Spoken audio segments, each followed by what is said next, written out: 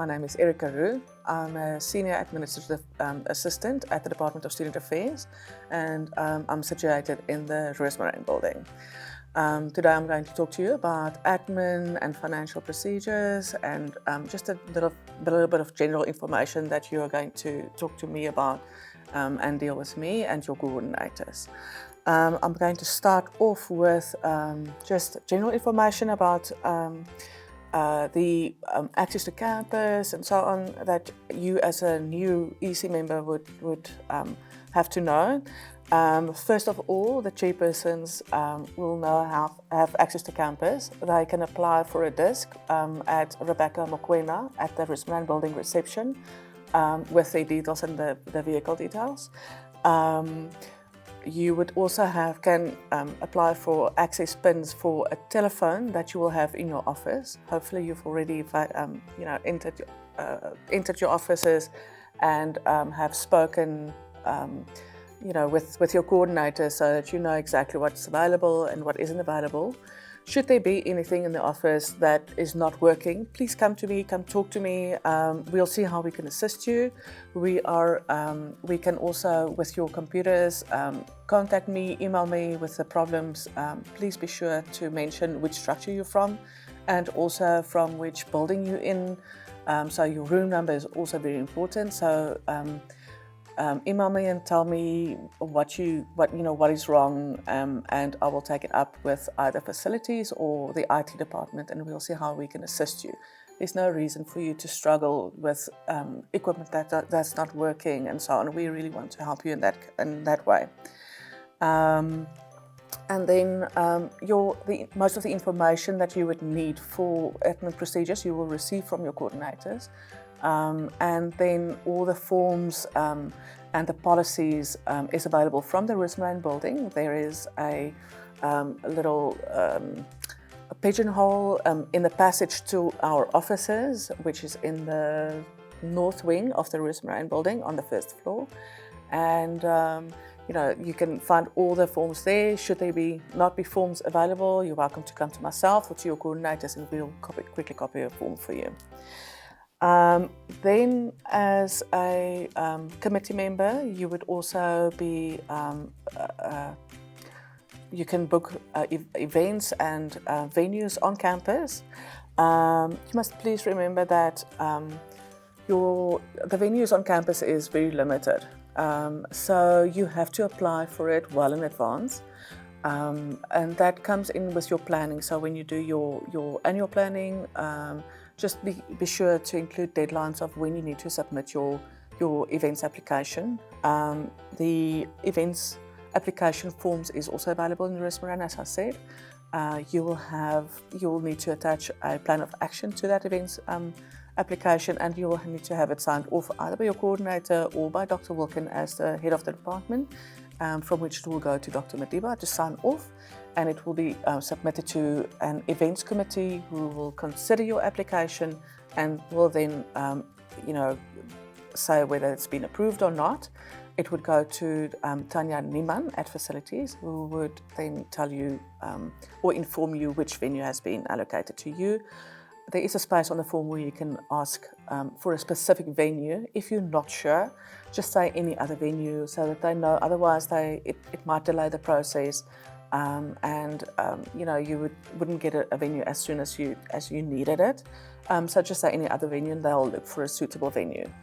Please note that on the venue forms, it does say ask whether you need tables or chairs or IT or such. That is just to ascertain which venue is more suitable for you. It doesn't mean that the tables and chairs and IT equipment has been booked. You have to book for your AV support and IT equipment through me, in which case you need to send an email with obviously all the details as I've asked, your structure, your contact details, and the date and time and everything that the AV support person is needed. You need special permission for external parties to come onto campus. So there is an access pin that they need. For that, you can email me I need the person's name, their cell phone number and their email address in order to do this, as well as the date, obviously, for when they need access to campus. You would need special permission for, to have, in a huge event, to have people to come onto campus. Which is the purpose of the events form that you're completing. And then there is also a student life calendar. So with your events, please remember to submit the date of your events and to Sipho Carnison, who is currently responsible for the events calendar.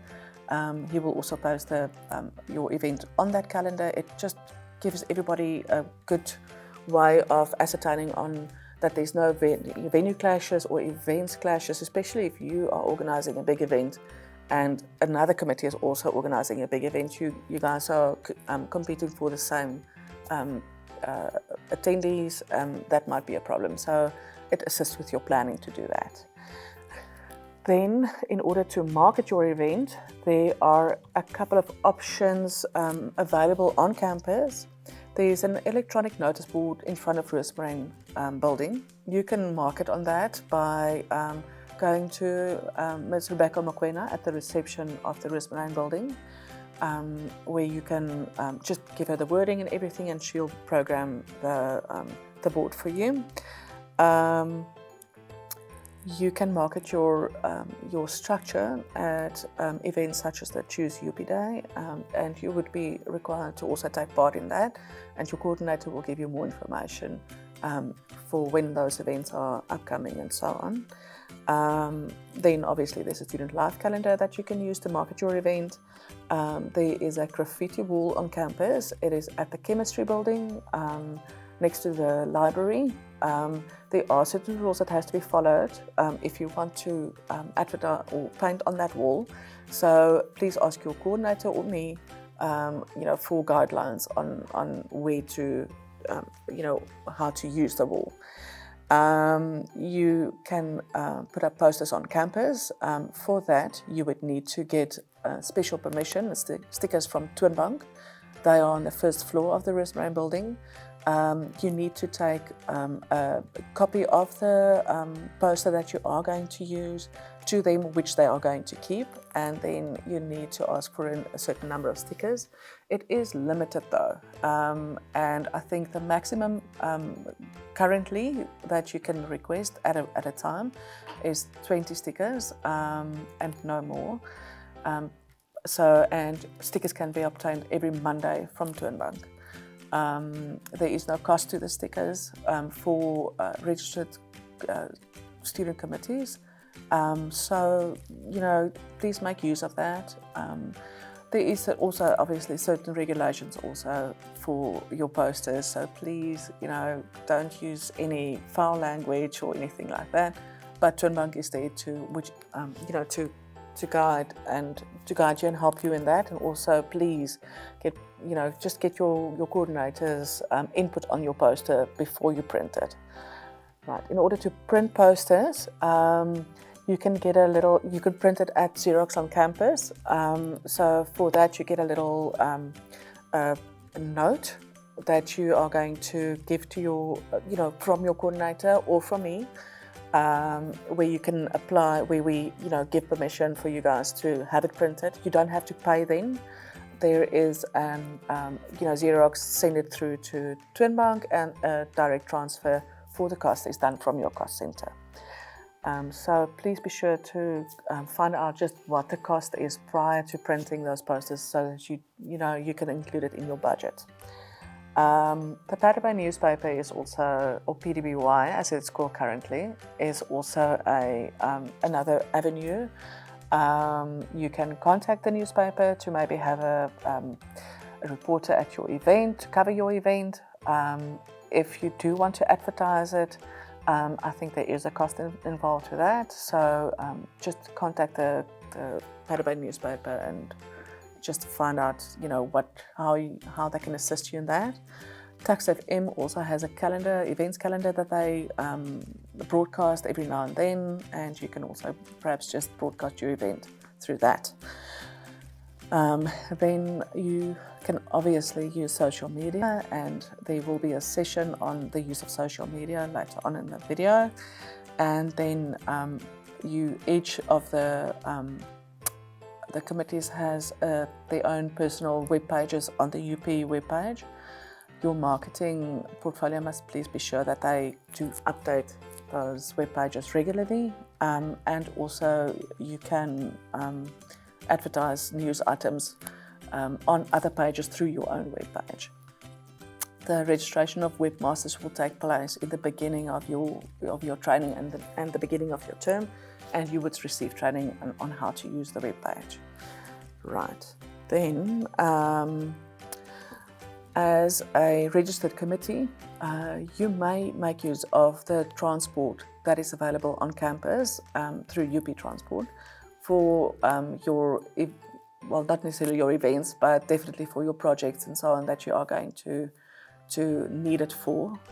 It has to be for official use only, so please don't think you can take it out for a social. So there are certain, there's a transport policy as well that will be available and that you need to update yourself on. And then you also need to be aware that misuse of any of the vehicles can lead to disciplinary actions against you. So in order to make use of the transport, you need to complete a transport application form, which has to be signed by either your guardian or by your coordinator, and then be brought to me, and then I will apply for a vehicle. If there's a vehicle available, I will send through the confirmation number to you via email. You will then go to collect the vehicle at the UP Transport offices, which is in the facilities building, and then obviously return the keys to them as well. When you go to fetch the vehicle, there is a form that you need to complete, and there are a couple of regulations on that form as well. Just take note of that, because there is an emergency number on there which you can contact in case there was an accident, or whether the vehicle has maybe broken down or anything like that.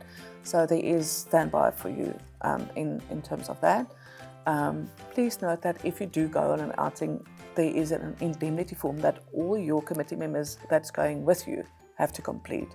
That indemnity form has to be kept on record, and you also have to notify your coordinator on that. There is obviously a cost involved also with the renting of the vehicle. There is a daily cost for the vehicle if you use it less than 3 hours. If you use it less than 3 hours, then there's an hourly rate, and then also there's a rate per kilometre that you travel. So it is really expensive to use the UP Transport, and you need to be aware of that. You can get a rates confirmation from myself or from UP Transport on how much it's going to cost, and also in your confirmation of your booking there would be an estimated cost that will be sent through to you so that you can budget accordingly. Please, as I want to say, please note that all these vehicles are fitted with trackers, so any misuse will be picked up by the university. And so please don't, if you said you're going to take students to Mamelodi, please don't do a round trip and go and visit all your friends in the same thing, because it will be picked up, and that is misuse of a vehicle. Then next up, and my last item is, as a committee member, you would be receiving either a stipend or honoraria from the university at the end of your term, or in the case of the SLC subcommittees, you would receive it twice annually. It is unfortunately not a big amount, but it is just a way for the university to say thank you for your service and the effort that you've put into that. To apply for this honoraria, there is an evaluation form that you are going to have to do with your coordinator. You do your evaluation twice annually throughout your term, just to make sure that you are on track with your planning and with the execution of your plans. and that you do with your coordinator. And then in order for me to process your honoraria, you would need to register. So your coordinator will inform you when to submit your bank and personal particulars form. That form has to be accompanied by a copy of your bank statement and a copy of your ID. If you are an international student, you would need to attach a copy of your passport and a copy of your study permit. Please, we cannot submit these forms without those documentation, so make sure that all this information and the documents are handed through to one person per committee, who then completes a cover page where all the committee members' details are written on, and that I can check whether everything is in place and in order for me to submit it through to HR, who would register you then onto the system. On the bank and personal particulars form, there is also a space where they ask for your tax number. So if you do not have a tax number, UP will apply for you for a tax number on your behalf. So you would have a tax number after this. That tax number is yours for life. Please take note of it because you will receive an SMS from SARS informing you that you now have a tax number.